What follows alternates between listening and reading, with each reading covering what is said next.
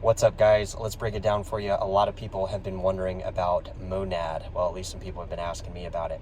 So we're going to weigh in. We're going to give you a kind of an overall view of how I would look at this particular coin, and just some quick things that can be readily found on the internet that might, for me, might deter me from particularly placing myself in short-term trades or investing in this coin as of right now. I think there's much better options, and I'll kind of break down in this video why. So, the thing that people need to understand is where did they hear about this coin? Okay, I heard about this coin on like CNBC, some of these mainstream, investment channels. They kind of like, oh, we're invested in Monad, and we're invested in this new thing called Monad, and blah, blah, blah, blah, blah. So you look into it, it's kind of the same technical jargon when you go to the website. It's a bunch of fancy words.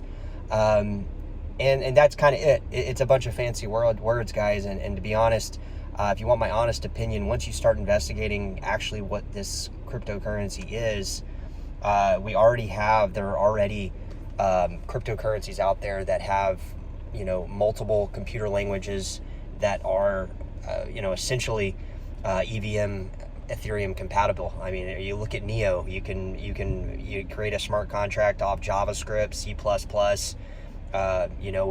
NeoX, you basically can have interoperability between the Ethereum virtual machine. And all that means is that tokens that are created, ERC20 tokens that are created on Ethereum can be easily not only traded, but the smart contracts can also operate on other blockchains without there being a bridge or anything like that. So basically, when you look at Monad, the problematic thing that I find with it is the amount of the fact that the circulating supply and the future circulating supply there's a big difference there, right? And we look at a price of a token, and whether or not we think there's the price of the token, and then there's also is this blockchain good? And these are actually, you would think that in the world that we live in, that a really good technological sound and great investment, coins with tokens that are able to handle massive throughput, massive amounts of transaction data loads, you would think that these would have the best market caps, the best return for investors. But in the case of Monad, not really the case, right? We can do the math on the current circulating supply and the future unlock of the future tokens that are held by early investors. And that's kind of where the disconnect is in terms of whether or not I think that this coin will be a top performing coin. Now, also on the flip side, the market manipulation always has a massive effect on these type of things. So it's also important to realize that market manipulation could cause coins to shoot up and do these different type things.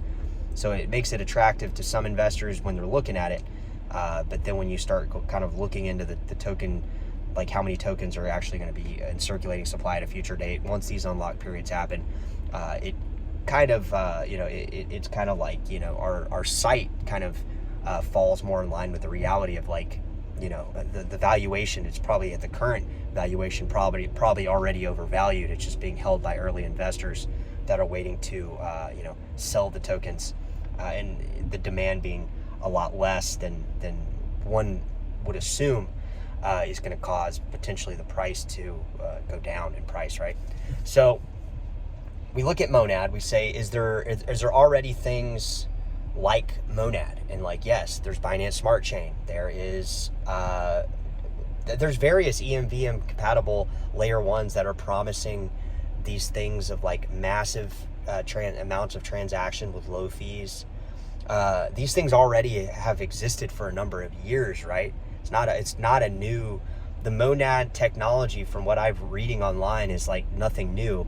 It's just a new vector for early investors to potentially unlock tokens and to value the current circulating supply and potentially participate in capturing profits if there is demand by retail investors to buy this particular token. So I For me, I would say look into what Monad is. Look at things that already exist, like Neo, that have been around for 10 years, that are honestly down in price as well, that have been around. And then also look at the future circulating supply and unlock dates from Monad, because once a date passes and investors are able to sell their tokens, typically what we see them do is sell their tokens, and the price dumps. That's why if you look at lockup periods for particular coins, and when those lockup periods expire and they're able to dump, they typically do, right?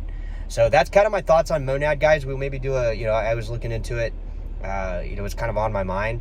So we're gonna be answering, like I said, Hound Dog is gonna be, in third person, answering a lot of questions and videos over the next coming weeks, months, and years.